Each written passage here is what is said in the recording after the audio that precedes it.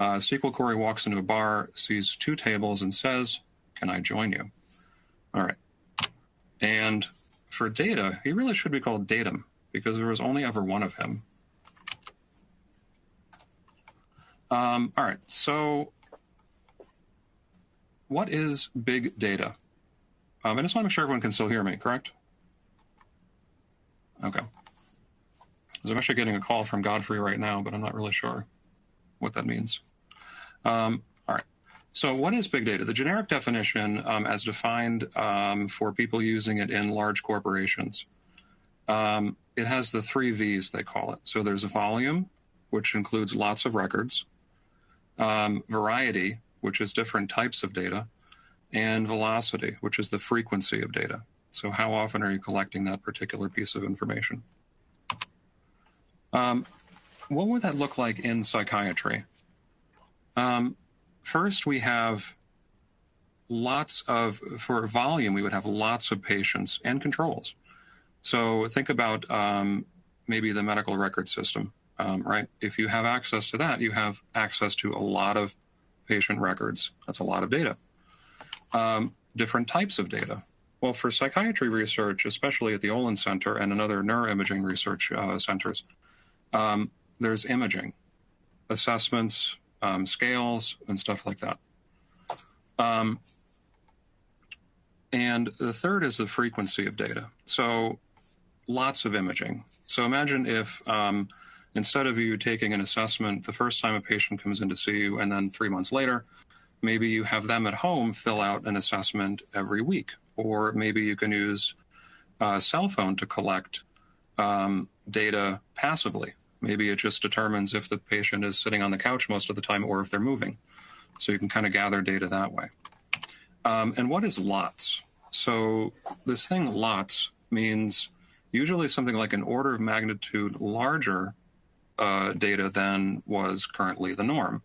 So, for example, if we have a clinical trial, it usually has 1,000 patients. So you might say that big data has 10,000 or 100,000. Once 10,000 or 100,000 becomes the norm, then you can consider big data to be 100,000 or 1,000,000. So big data is usually kind of a moving target, and it's something that changes based upon what is the accepted standard for the size of a data set. All right. So because big data is some sort of amorphous entity, and it refuses to be outdone, I would call it, there are more definitions. So they've added more V's. Veracity. So is this actually good data? Like, has it been collected? Has it been collected in a manner that makes quality data? The value, is it actually beneficial? So if we're collecting tons of data about a patient's eye color as part of a psychiatry research, is that really valuable? Probably not. It's not going to change. We only did it once. Variability, also formatting and the presentation of the results. So that's kind of a random thing there. But even Grover is a little bit disappointed as to the number of V's that exist now to describe big data.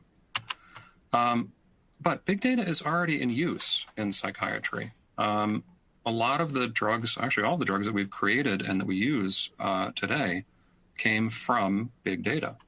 And sometimes not in the ways that we think. So we know that we have all of these drug companies. They're very altruistic, and they're interested in the benefit of the patients. And we have the scientists who use that resources to create these drugs, and we go through the process to create drugs. The first one is basic research, which may involve hundreds of subjects, or maybe not even humans at that point, maybe just animals or cells.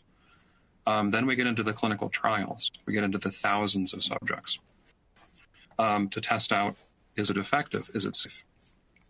Then we do something which the drug companies kind of get for free, but it's post-marketing surveillance. It's basically looking at what happens after the drug is released.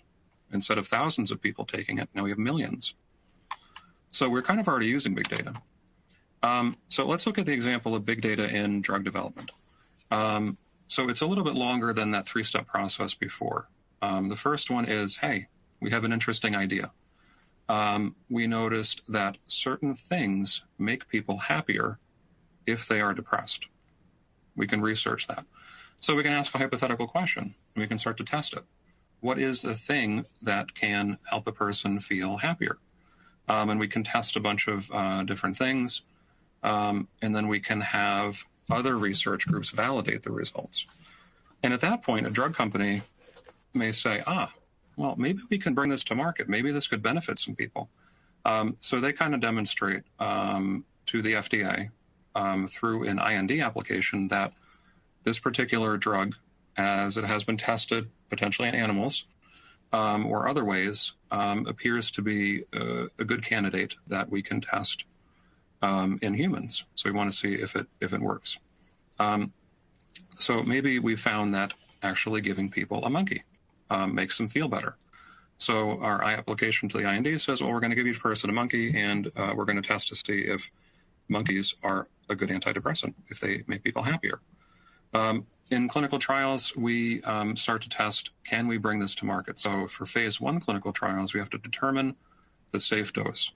And that involves maybe tens or hundreds of patients.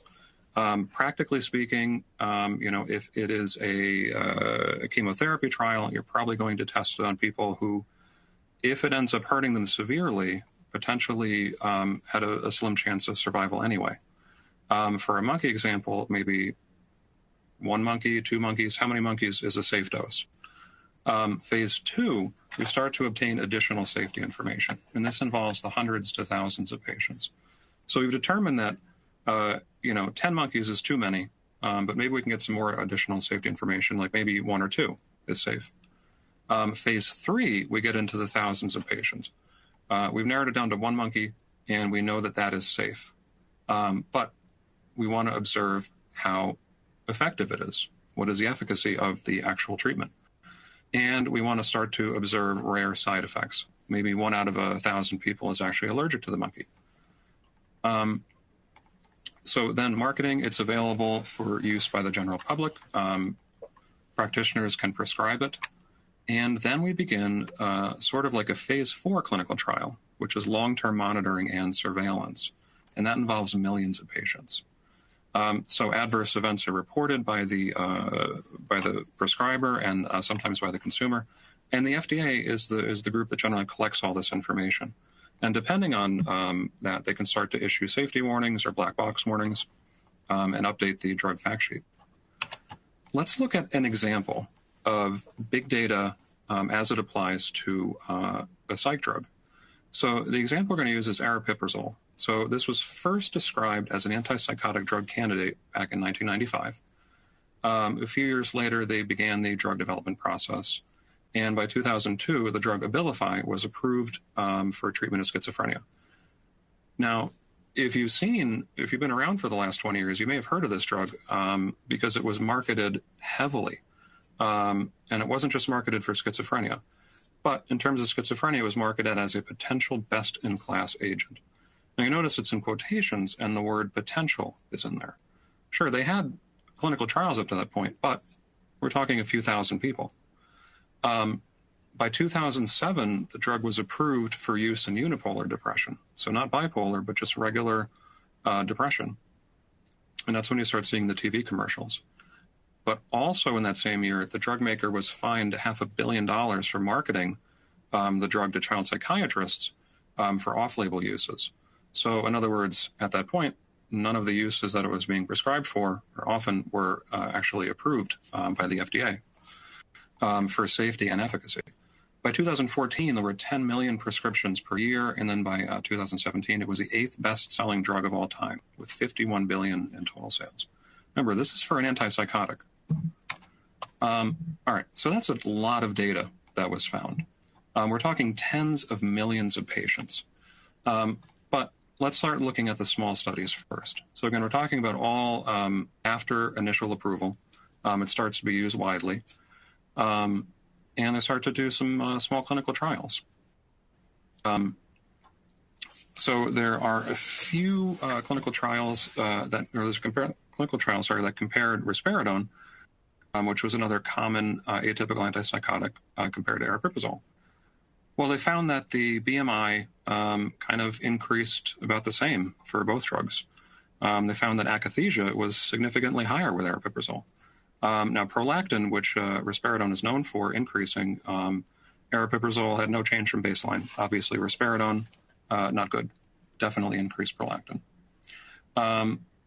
Another couple of clinical trials found that, and this is interesting, in terms of bipolar depression, aripiprazole was not significantly more effective. Now, mind you, this is a trial came out a couple years after it was approved for unipolar depression. And another study found that the relative risk of akathisia versus placebo was still relatively high, and for agitation. So best, maybe not so much.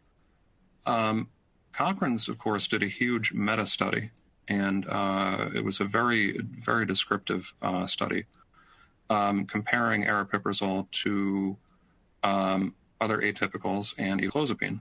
So what they found, as you can see, not a whole lot of difference. Some things it is a little better, and for some categories of side effects and efficacy, it's not as great as other ones. So looking at aripiprazole as an example, it's just another antipsychotic. Was it really the wonder drug that it was kind of touted to be? No, just another antipsychotic. But just one thing. Just as risperidone had that interesting prolactin effect, aripiprazole has impulse control problem side effect. So some of the case reports that were published about pathological gambling and other impulse control problems associated with aripiprazole use, the case report started before the one that we have here, before 2011. But when you start to see not just one, but multiple, 3 and then 8, and then you start to do, in 2017, they did a meta-analysis, and there is an increased risk of pathological gambling and risk of impulse control disorder. And using that information and also looking at the, the FDA's adverse events database, both in Canada and in the United States, there were safety warnings issued for impulse control problems, which hadn't been previously seen. And in case of the FDA, there were 184 case reports of aripiprazole-linked impulse control problems. Now, again, these are verified by the FDA to say that, yes, indeed, the behavior started when they took the medication and then resolved when they stopped it. And it resulted in a series of lawsuits against the drug maker. Now, people with pathological gambling lost a tremendous amount of money. So what potential lessons that can be learned from this? So we looked at a drug that was originally prescribed or approved for a very narrow use, and it became very popular. A lot of it through marketing for off-label uses. So kind of the drug company helped do clinical trials through off-label uses, basically. And with all of that data, though, we found that it turns out that, well, it's not really that much better. It is better for some people, certainly, but potentially not everyone. And there are some significant side effects that were only found using that huge number of data points. So looking at it as well, we can kind of extrapolate from that. The impulse control problems were only reported in adults because, remember, aripiprazole is not meant for use in children, except in very specific disorders. But 16% of atypical antipsychotics are written for children, and 2/3 of those are for off-label use. So in the case of impulse controls, does it mean that the children are not experiencing because they're not in the FDA database, or they're not reported, or perhaps not reported because prescribers don't know to look for them? All right, so what is a summary about big pharma, big data? So we need to monitor side effects closely, especially if it's a new drug. Drugs that have been around for decades, the efficacy, the side effects, they're generally known. And they're known because they've been used for so long.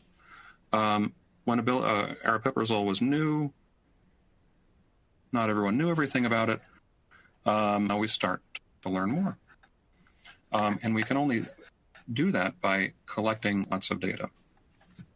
So let's see.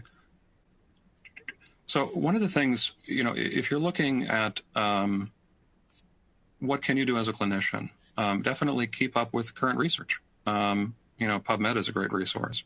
And we will go over some of the other resources that are available, not just for imaging data, but for looking at swing in between. So not just basic raw data, but looking at the FDA's adverse events database and some of the tools that they have there. Remember, a 1 in 10,000 side effect, although it's rare, it's going to affect your patient just the same as a common side effect. All right, so let's kind of pivot and look at big data in basic research. So we've learned that clinically, big data definitely has a very real impact on, what we do. But big data in basic research can also show things that we haven't really seen before. So the question is, why do we need big data in research? I think big data, and I've always put in quotations, is kind of sometimes an answer in search of a question. Sometimes we have a massive amount of data just because we've collected it for the purposes of maybe someday it'll be useful. And then we kind of start to look through it and see, well, here is a giant data source. Maybe we can ask this other question that we hadn't thought about before. In basic research and anything involving big data, some signals are really only visible if you happen to have massive amounts of data. Think about genetics, the genome-wide association study, which only started maybe 15 or so years ago. Looking at the entire genome and looking at the entire genome of lots of people, meaning like tens, hundreds of thousands, and start to see which actual genes are associated with a particular disorder or disease or something. Another benefit of big data in research, which is becoming kind of important now, is reproducibility. So let's look at a fake news example, as I call it. So back in the 1980s, some researcher, they have a crazy relative, has a temporal lobe injury at Thanksgiving, and suddenly they switched political parties, right? So they say, that's an N of 1, but something happened there. Definitely temporal lobe is involved. They go forward, they publish based on 4 people, and they find that using imaging, we found the Democrat versus Republican center in the brain. A few years later, another group tries to replicate the results with a larger N, and we kind of go on from there. We increase the N, and groups still replicate the results. There's an interesting paper that came out, or that's coming out this year. It's in preprint right now. But they found that the reproducibility of imaging studies stabilizes when N is at least 2,000. So when you have at least 2,000 subjects in your study, then you start to be able to reproduce, between studies, which is interesting because think of how many thousands of studies have been done over the past 20 years using imaging that potentially have difficulty being reproduced. All right, so let's look at some of the big data in basic imaging research, which again is kind of our specialty over at Olin. There's a few types of big data repositories that are out there. So this is kind of the thing that holds the data. One second. So we have these things I call pseudo-meta studies. So they're collections of data that were not originally collected for the purpose of being part of a giant collection. Some of those examples are ENIGMA, the NIMH Data Archive, and the Psychiatric Genomics Consortium. But basically, these groups go out and find other centers that have collected data, maybe similar data, and they start to aggregate it. So they pull in data from those other sites and attempt to find ways to put those different data sets from those different sites on par with each other and try to combine them into something larger. So it's sort of like a meta-analysis. But if you do with raw data, it can be a little bit closer to actually having something a little bit more than that. Then there are big data initiatives, which start off with the goal of collecting massive amounts of data. An example from right here at the IOL is the BSNIP project, the bipolar schizophrenia project. There is a large project that collects, or they are starting, I think they've enrolled 11,000 people or children, and they're going to follow them over a number of years. That's the ABCD study. That's through the NIMH. And the UK Biobank study, which is an absolutely massive study. So there are other sources of data that are starting to be, I would say, found or realize that we can use them for research as well. And one of them is EPIC. And also Google and Facebook if they're able to provide data. So let's look at some of the data aggregations. Looking at the ENIGMA Consortium. So this was started maybe 15 years ago, I think, or 10 years ago. And they, again, wanted to go out and find at imaging centers, do you have MRIs of this particular patient population, and do your scans kind of sort of match this criteria? And they sort of collect all that data. And that's the raw data. So again, it's not quite a meta-study because they're actually taking the raw data from all these sites.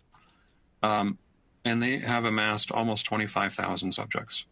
Some of the big papers that have come out from this, we're looking at major depression. They found that indeed there are structural differences for people with major depression versus healthy controls. Also looking at bipolar disorder, that indeed there are some structural differences as well. And it was an interesting one that it was suggested that I include in here because it was a negative finding. And it was interesting that it was published because it's looking at 3,000 subjects, which again is big. It's above that 2,000 threshold that people said for reproducibility. But they were trying to classify bipolar versus control. Basically using a large data set and saying, we don't know who these people are. Let's see if we can classify them as either bipolar or control based on, I think it was mainly the structural images. On where the data came from, the accuracy was only about 45 to 80%. So they had an 80% threshold for all sites was their goal, and they didn't quite meet that, so they had a negative finding in that their particular machine learning methods didn't work as expected. The NIMH, of course, got in on the game and realized the same thing, that they are funding lots of grants, collecting thousands and thousands of imaging data sets, but they tend to kind of sit in, the storeroom of the individual center that ran the study. Whoa, can we have the data back? Kind of the people paid for it, so to speak. Let's have it back. So starting years ago, they started making it semi-mandatory for people who have NIMH-funded grants to give the raw data back. And that data is available through the NDA, the NIMH Data Archive. Let's look at this example slide. So this, again, is kind of to look at the genetics aspect of it. Now, genetics is not one of my strong suits, so I didn't include a lot of information about it. But that, again, is the kind of field that requires a lot of data.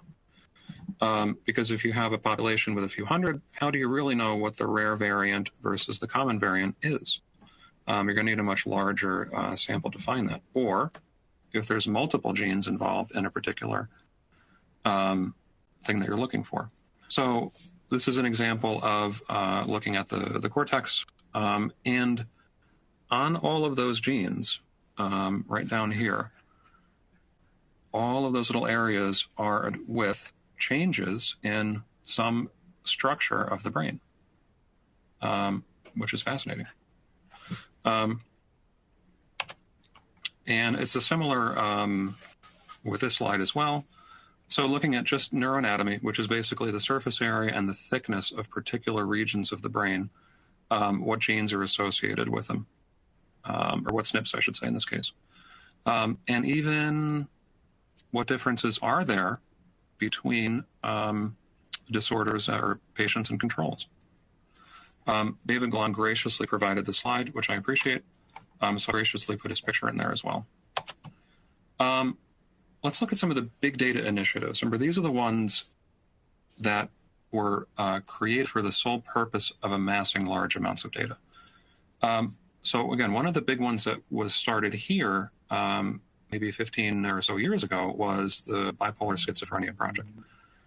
Basically saying, can we attempt to classify people with psychosis in a different way from the symptoms. So can we classify them using biological markers instead of pure symptomology and classifying it based on the DSM criteria? So they found that indeed, yeah, you can. And Godfrey Perlson has talked a lot about that at length and probably in much better terms than I'll be able to describe. But for that project, we did indeed collect a lot of data. 933 for the first project, people with 6,000 relatives. That at the time was a very large sample. We continued on into the intermediate project PARTIP, and then BSNIP2, and on into BSNIP 3 at this. Then we have again the ABCD study, which is the NIH funded multi-site study. So they've recruited almost 12,000 children ages 9 to 10, and they're going to be looking at the longitudinal, they're going to be looking at development, which includes imaging, which for our purposes will be very useful. There's also this UK biobank. So it's obviously based in the United Kingdom. They've recruited 500,000 volunteers who are between the ages of 40 and 69 at the time of recruitment, and they're going to try to follow them for 30 years. And just kind of following all kinds of stuff about them.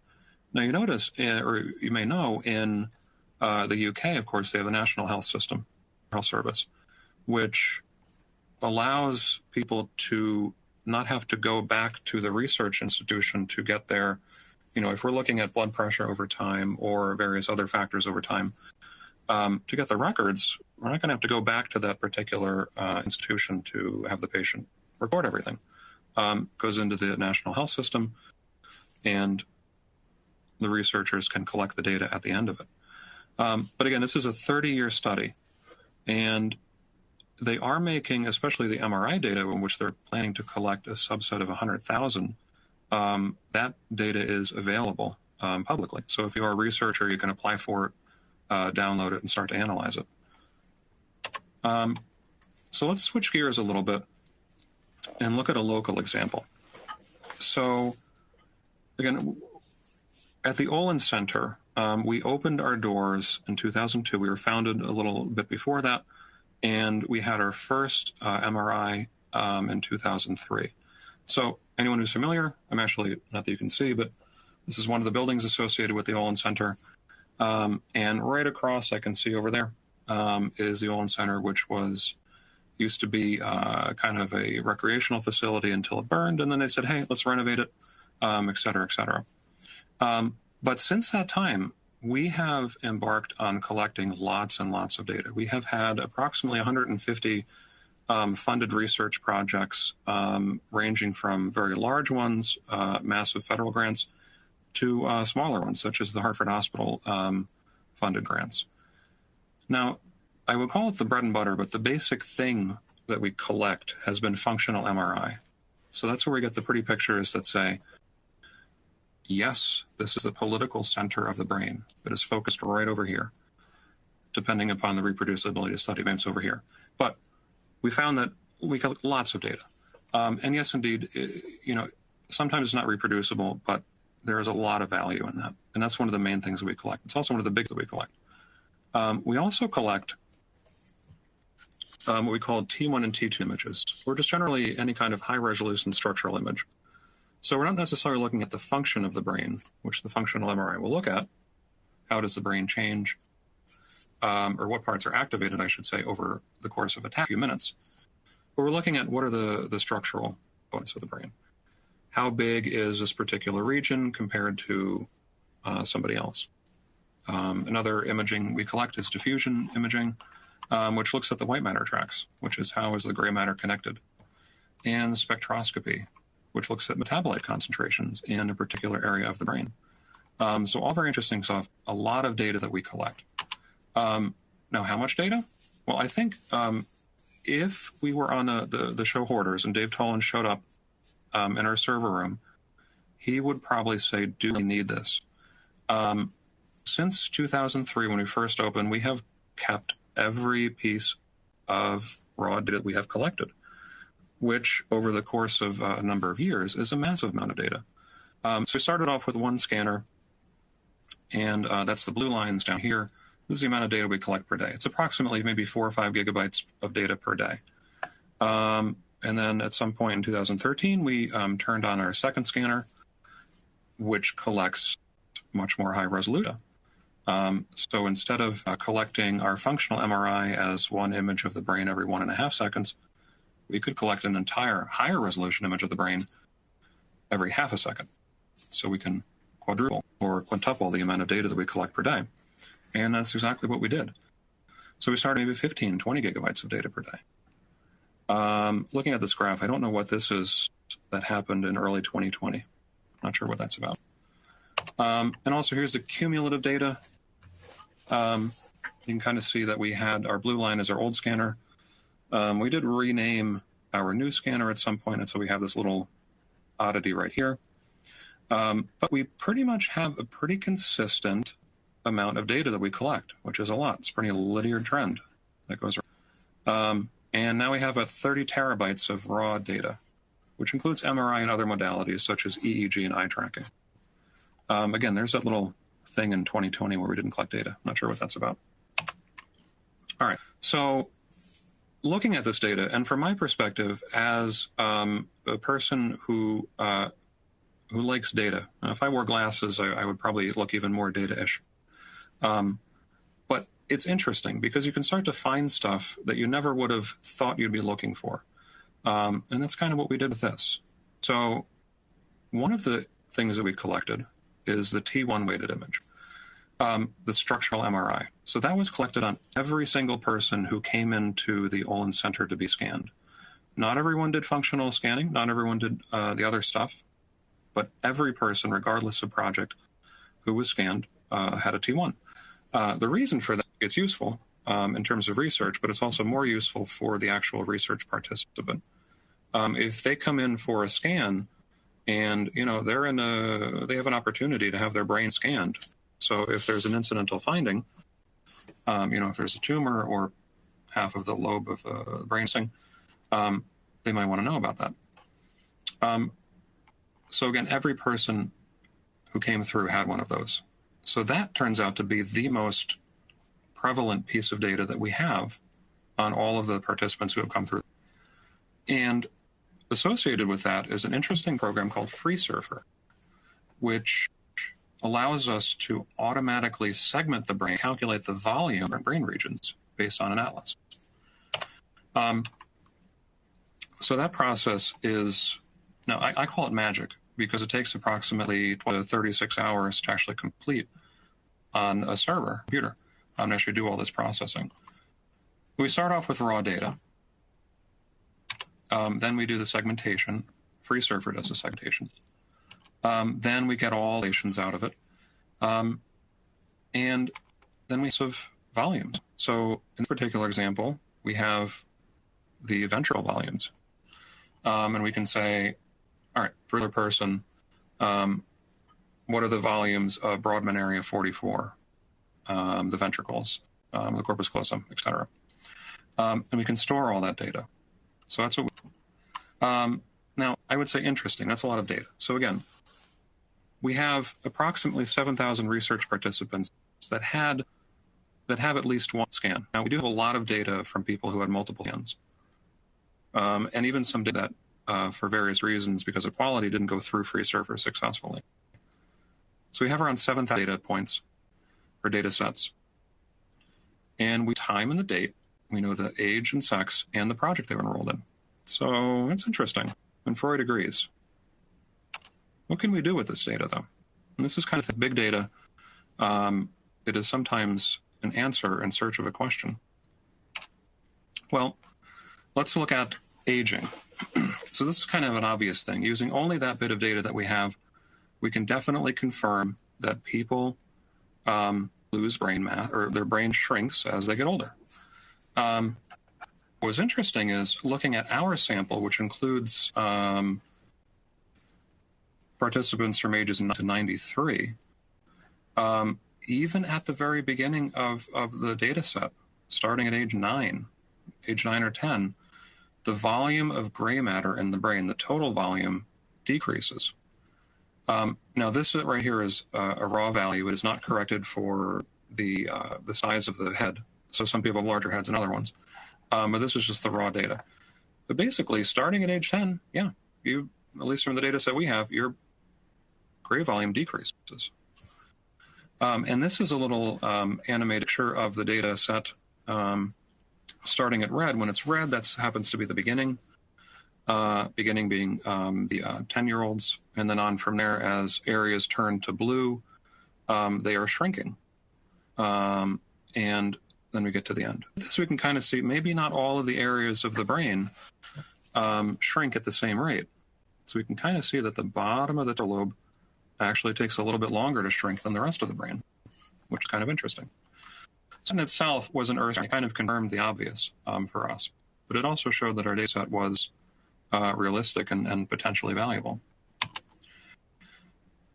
What else besides aging? Well, I kind of racked my brain for a while for this because I had this huge data set. And I'm like, what on earth can we do with this? We have limited information. I said, what about the weather?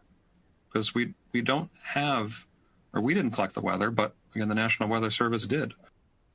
So they actually collect hourly reports from Bradley Airport, which is 11 miles away, and make that data available to us. So using the date and time of the scan that we collected, we can correspond what was the weather like at that point in time. And the question is, why would we be looking for this? Well, there actually have been some studies on structural changes of the brain associated with things that you wouldn't expect them to be associated with. So we're not looking at patient versus control. We're looking at, some population, whatever, but what are some changes that we wouldn't expect to see? And one of them was a time of day change. Now, this particular study looked at MS and Alzheimer's patients. Potentially not the best data set to look at, but it was a large one. And I think there were about 2,000 patients in each study who had multiple time points. So we could see they were scanned in the morning, scanned in the afternoon, and there were thousands of them. We can start to see what's the trend. Well, they found in this particular study that the brain volume does change based on time of day. And in fact, for MS and Alzheimer's respectively, it changes 0.18 and 0.44% until evening. Now, what they don't say is if the brain increases in volume overnight, because maybe if this happened every day, people would become very tiny after a while. But that was, again, a retrospective study. That wasn't the purpose of the data being collected to study that. Another group tried a controlled study. They only looked at 19 healthy, 20-year-olds. And they did also find a reduction volume from morning to night. All right, so that's something that we can test. We have a huge data set, diverse population. Maybe we can results. There's also seasonal changes that have been observed. There was a group that looked at cognition. They said, what time of year is cognition? And they did a bunch of tests to see how well people perform on cognitive tests. Do they do better in summer or winter?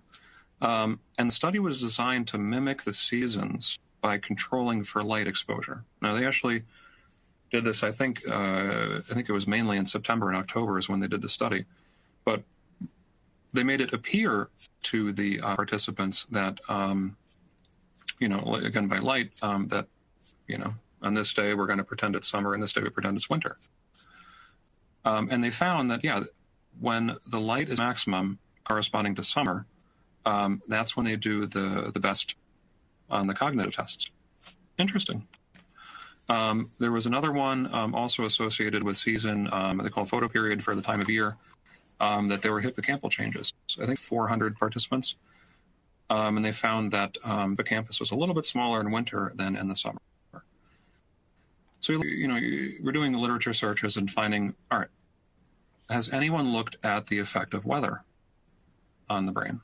It turns out no, nothing, which is really challenging. Because when you go into this, you're like, all right, we're going to be looking for something. We want to know who else has looked, what else have they done, so that they're replicated at least. So we went on and we started to form a hypothesis, big data style. So Sai agrees with us as well, and he likes All right, so if there are no studies that we could find that explored the association of the brain and weather, or at least brain structure and weather, what could give similar context? Well, animal studies, definitely. There were some interesting animal studies. There was also high altitude exposure on brain volume. So if we an altitude, the amount of available oxygen relative to sea level decreases. So the brain needs to, the body needs to pump more oxygen to receive this that they would have had at sea level. So we thought that might be a good correlate based on barometric pressure. So we'll go into that in more detail in the results. All right, so hypothesis then. This is our hypothesis after we've already collected the data. Can we replicate the time of day studies? Can we replicate the seasonal volume changes? And maybe we can see if there is any associated weather or season. So let's go. So the weather we collected was from 2004 to 2019. Down here in the lower left is temperature. So the actual GRAR is the mean, red, and is the mean deviation for temperature. The blue is actually the time point at which the data was collected. So you can kind of see over here, all those scans were collected probably when it was a little bit, because it was collected later in the day and not at night when it was cooler. If that, barometric pressure, which surprisingly has less variability in the summer than in the winter, and humidity is generally consistent all year long, except in April and May when it's a little bit less humid sometimes. Looking at our sample, we started off originally with 12,000 imaging studies, 12,600, that were collected on both of our scanners over that 15-year period. Only 10,000 or so were successfully analyzed through Freesurfer. Then we started to exclude people who had some sort of quality control issue or had multiple scans. We'd only include one of them. Also for motion artifacts or other random things, we would exclude a few more. And then we instituted some arbitrary cutoffs to remove some outliers. Then we only included data from 18 to 65-year-olds, so removing any pediatric or any elderly people. And we ended up with, and also only including people marked explicitly as healthy controls, or if they were only enrolled in a project in which enrolled healthy controls. We ended up with 3,279 healthy adults. So the methods, again, we passed it through Freesurfer. And it took approximately 195,000 hours of CPU time to process. So if you ever notice the corner of Braceland getting warm, that's where our compute cluster is. It's probably because the servers are overheating over there processing the stuff. It only took about 3 months in real time to actually do this, to process all this data. So then we put all the controls or all the data into a linear model, and we got data. So I realize I only have like 5 minutes left, so I'm going to try to go through this quickly, but get to the interesting parts. We found is, yeah, indeed, there are actually effects of weather. In terms of the actual weather, in terms of pressure, temperature, and humidity, yeah, barometric pressure affects the cerebellum and the supratentorium. We were unable to replicate the time of day effect. We couldn't replicate that, or hippocampal changes based on season. But we did find, again, is the cerebellum associated negatively with pressure. So as pressure goes up, the volume of the cerebellum goes down. What's interesting is that the supratentorium, which is everything other than the brainstem and the cerebellum, had the opposite effect. If we the sieges, and we'll look at this graph, but just the numbers themselves are interesting. You can kind of see this red versus blue. So up here we have February through December, and that's come to January. And we find that, yeah, the cerebellum is bigger in the summer, smaller in the winter. But a lot of the subcortical and supratentorium is the opposite, which is interesting. So here's kind of a graph. If we look at, now this is male versus female, but we can kind of see at the graph on the right, just looking the difference in volume, we can see that, yeah, it's kind of not exactly, other than a female doing something in June. It's kind of a specific trend in which the cerebellum does change in volume through. This one on the left is with error bars and et cetera. All right. So what is up with that? Again, Eddard notices that his cerebellum is growing, which may indicate that White Walkers are on their way. But again, what's up with that? So some of the possibilities were, are there certain populations that just avoid being scanned on rainy days or during the winter? Well, maybe. But remember, we did control for a lot of factors. We controlled for sex, age, controls, a lot of other stuff. But also, if that were the case, why would certain populations do that? The other thing is, again, the possibility that the brain volume increases in lower pressure, because if there is lower pressure, there is less oxygen. And a typical nor'easter might have a pressure of 28.6 inches of mercury, which is equivalent to an altitude of 300 meters, or approximately 96% of normal oxygen concentration. Now, again, that is tiny, but over the summation of thousands of subjects, we might start to see this trend. But again, the other oddity is that the tentorium appears to act as a divider, and that the cerebellum and the supratentorium kind of go in opposite directions. Who knows? That is a question to which we don't have the answer. But it's a question in which, for big data, and I'll have to wrap up soon.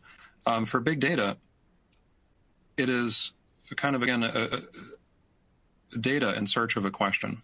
And I think that's what we did here. But, all right. Now, another interesting thing with this particular data set was that we included 3,279 healthy controls. That was because one of the first places we tried to publish said, whoa, you're including 6,500 people. You have diagnoses of schizophrenia and bipolar and major depression on a bunch of them. No, only include the healthy controls. Well, what happened is when we removed all of the patients and then we restricted the age, the actual results were not that different. So this appears to not really be related to age or diagnosis. Another thing, too, that we found from this was what we call the effect sizes. So you may remember from the ENIGMA slides much earlier, they're looking at very large data sets, aggregations of data, and they're saying, we found significant differences between schizophrenia and other and controls. And here's our Cohen's d effect sizes. Well, it turns out that the effect sizes based on the change for the seasonal changes in brain volume are sometimes even larger than the effect sizes between patients and controls in those same regions. So just as an example, the left caudate in females between March and August had a 5% decrease in volume, Cohen's d effect size of 0.3, compared to the effect sizes of 0.02 and 0.02 in some of the ENIGMA papers. Now, it's not to say that their data is not valid, but just presents another possibility that perhaps there is some seasonal component to changes in brain volume, and with that, potentially other seasonal components. So if people are scanning all of their patients in winter and all of their controls in summer, maybe they're going to have some bias based on the season. All right, so let's look at the summary for at least the weather. So you may say, so much anecdotal data about weather and, the body. There is. Now, it is a very tiny effect, but remember, not everyone is affected the same way by these things. So perhaps for some people, it is more of an effect. One of the interesting things we found is that, the number of spontaneous deliveries, so birth, whatever, is related to barometric pressure. And there was another study that kind of figured out why this might be. It turns out that the pressure on the membrane surrounding the baby experiences more stress when there are low pressure systems, so storms. So that can actually potentially cause more people to go into labor, if there are water breaks during storms. All right. But our main conclusion, of course, with the weather is more research is needed. Definitely more research. All right, so I'll kind of sum up in the next couple of minutes, and then we can go to questions. So what are some future research using big data? Well, I mean, for my interest, weather, absolutely. Accessing electronic health records, and maybe there are other changes that we can see over the course of, hundreds of thousands of records. Another thing is COVID-19. Using large amounts of data, maybe that we can find actually changes in at least in brain structure before and after 2020. But looking at some of the big data resources, there are a couple of different things for clinical data resources. Again, we started off the talk talking about clinical aspects of big data. The FDA's adverse event reporting system, in which you can search for adverse events, that can be pretty useful. If a patient comes in and says, hey, this happened to me as soon as I started this drug, you can say maybe other people have experienced it as well. And, if you can find that it's a true adverse event, you can report that as well using the FDA's MedWatch utility. Again, the basic research, kind of big data repositories, UK Biobank, ENIGMA, the NDA. All right, and that concludes most of my talk. I want to acknowledge the Olin Center PIs and absolutely everyone who has worked at the Olin Center over the past 20 years almost. Without them, it would not be possible. Lots of references. Unmuted.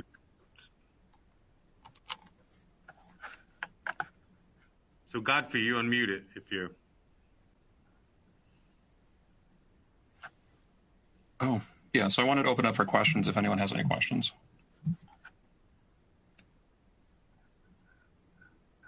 It's actually the time that I was thinking over there. It's the first time they switched.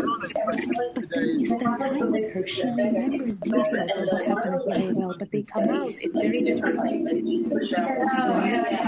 like this sort of psychotic flavor to them. He has an excited catatonia. We gave. Great. Greg, can you hear me? I can hear you. Hey, Godfrey. Oh, okay, thanks.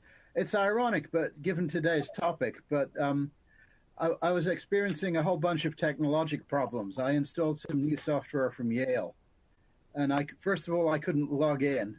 And now I'm not able to visualize the chat function. So in terms of my host abilities today, I'm being at least one step below completely dysfunctional. But I think the audience at this point should be able to see some of the real exciting possibilities, given what Greg's told us about, that accrue from having enormous amounts of data, like the ability to detect rare events, like mutations that predispose people to have a particular disorder, or detecting uncommon drug side effects, and also parsing disorders into meaningful subtypes. Unless you have sufficient numbers of individuals, you can't tell if there are 5 subtypes of depression or if it's all one thing. So that's enormously helpful. So just capitalizing on the host's ability to ask the first question. Greg, where was the purported Democrat versus Republican center in the brain? Was it in the temporal lobe or someplace else? Sure.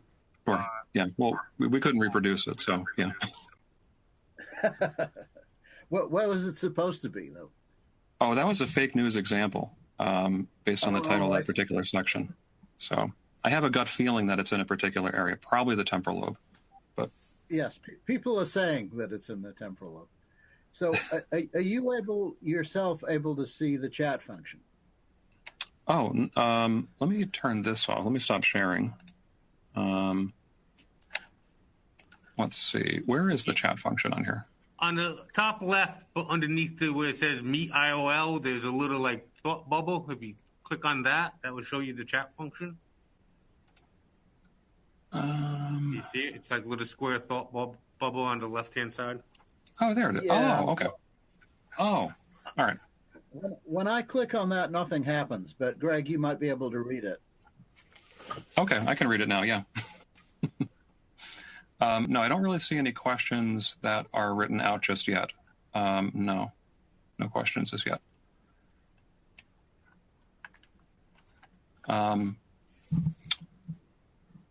But yeah, I mean, someone mentioned it's humorous, which I appreciate. And everyone, okay, yep. But no particular questions just yet. So, Greg, one thing that you do really well is that where there are very complex multi-site studies with many different manufacturers of scanners and millions of pixels and gigabytes of data that all have to be aggregated and archived, and then creating pipelines so that multiple investigators can kind of seamlessly access those data. And you're able to upload those data to data archives like at NIMH. How do those things get integrated? What are some of the nuts and bolts that have to happen before you can do something like that? Well, so it kind of goes back to something that when I first, entered the workforce, I'll call it, a long time ago, I was an intern at Travelers Insurance, and that's one thing that they have a lot of as well as big data. And the techniques that we use to kind of keep track of the data and normalize it to make sure that we have the most efficient storage and access are stuff that at the time I hated. But when I came into neuroimaging research, I said, oh, there's a lot of techniques that we can use here. Because in insurance, at least, it's a different field entirely. But, say you have someone who attempts to file an insurance claim and then changes insurers and wants to do it again with a different company. This is in systems that look for little signals like that.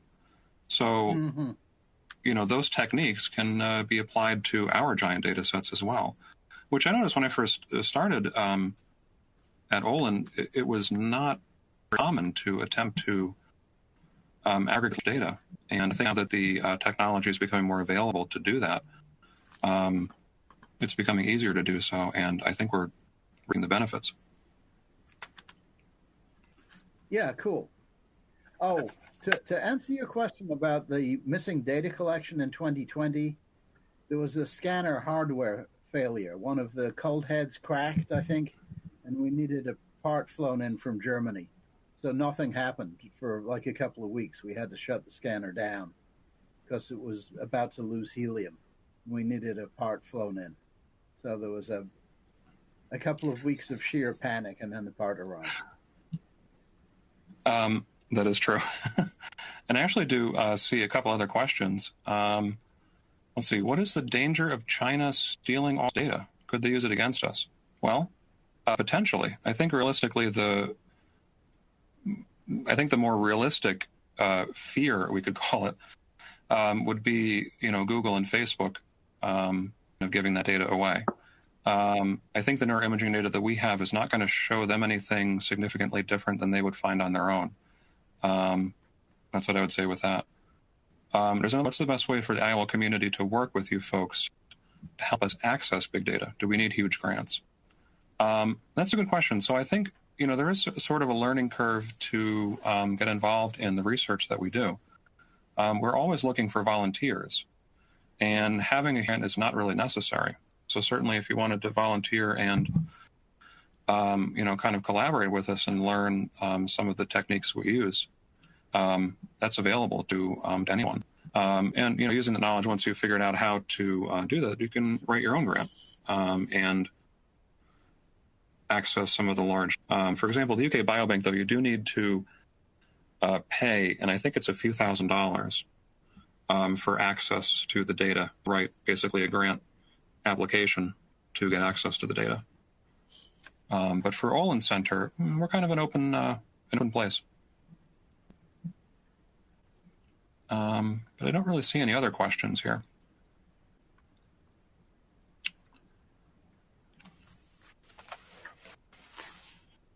All right. So I think barring any other questions, kind of similar to the silence that I experienced at the end of my lectures for my class. But thank you again. Thank you, Godfrey, for introducing me retrospectively. Or not introducing you. Yes. Yeah, thank good. you. Thank you. That was really important. All right, awesome. All right, thank you, everyone.